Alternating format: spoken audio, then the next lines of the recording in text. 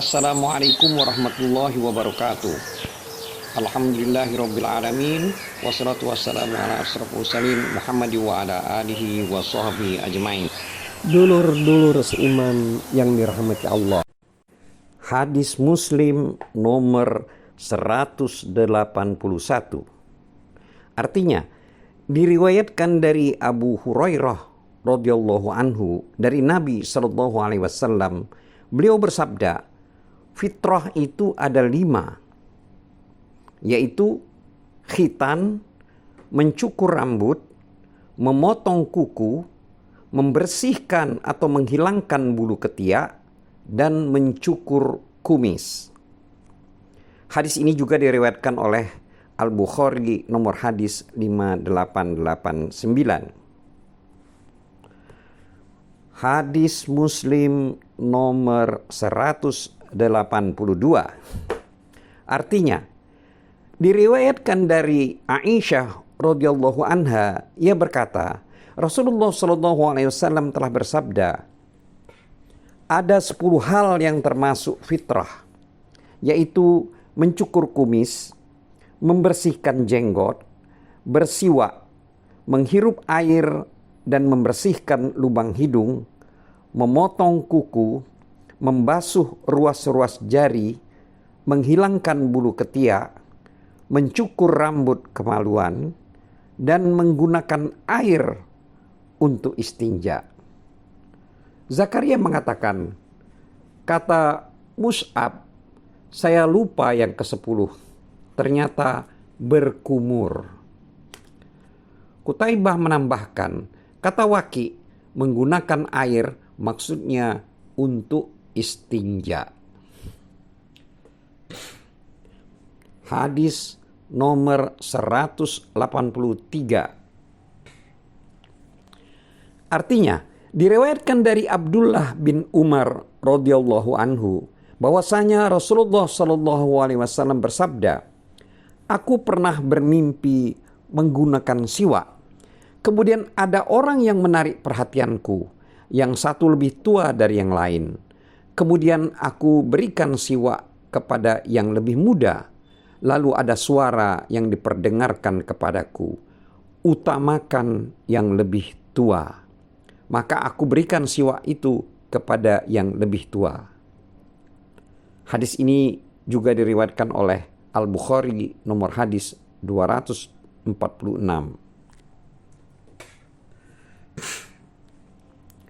Hadis nomor 184. Artinya, diriwayatkan dari Ibnu Umar radhiyallahu anhu, ia berkata, Rasulullah shallallahu alaihi wasallam telah bersabda, janganlah kamu meniru orang musyrik, cukurlah kumis dan rapikan jenggot. Hadis ini juga diriwayatkan oleh Al-Bukhari nomor hadis 5892. Hadis nomor 185.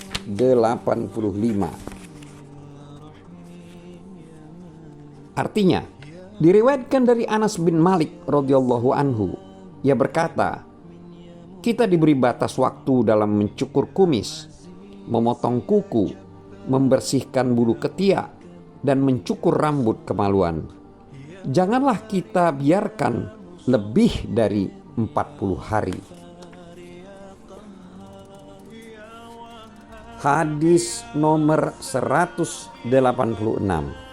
Artinya, diriwayatkan dari Anas bin Malik radhiyallahu anhu, ia berkata, ketika kami sedang berada di masjid bersama Rasulullah sallallahu alaihi wasallam, tiba-tiba seorang Arab pedalaman datang lalu kencing di masjid sambil berdiri.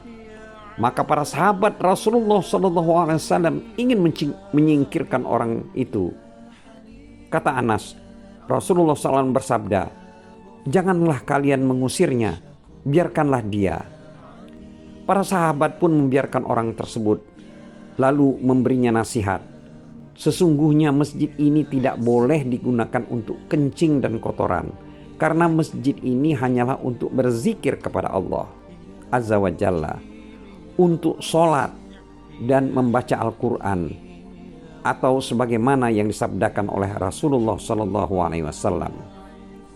Kata Anas, kemudian Rasulullah SAW menyuruh salah seorang, kemudian orang tersebut membawa timba berisi air, lalu menyiramkan pada tempat kencing tadi. Hadis ini juga diriwayatkan oleh Al-Bukhari, nomor hadis 6024. Hadis nomor 187. Artinya, diriwayatkan dari Ummu Qais binti Mushan radhiyallahu anhu bahwasanya dia pernah datang kepada Rasulullah dengan membawa bayi laki-lakinya yang belum makan makanan. Kata Abdullah, Ummu Qais memberitahu saya bahwa bayi laki-lakinya kencing di kamar Rasulullah SAW. Kemudian Rasulullah SAW meminta air, lalu memercikkannya pada bajunya tanpa membasuhnya. Hadis nomor 188. Artinya, diriwayatkan dari Abdullah bin Syihab Al-Khawlani. Ia berkata, saya pernah singgah ke tempat Aisyah radhiyallahu anha. Lalu saya bermimpi sehingga dua pakaian saya terkena mani atau sperma. Maka saya celupkan ke dalam air.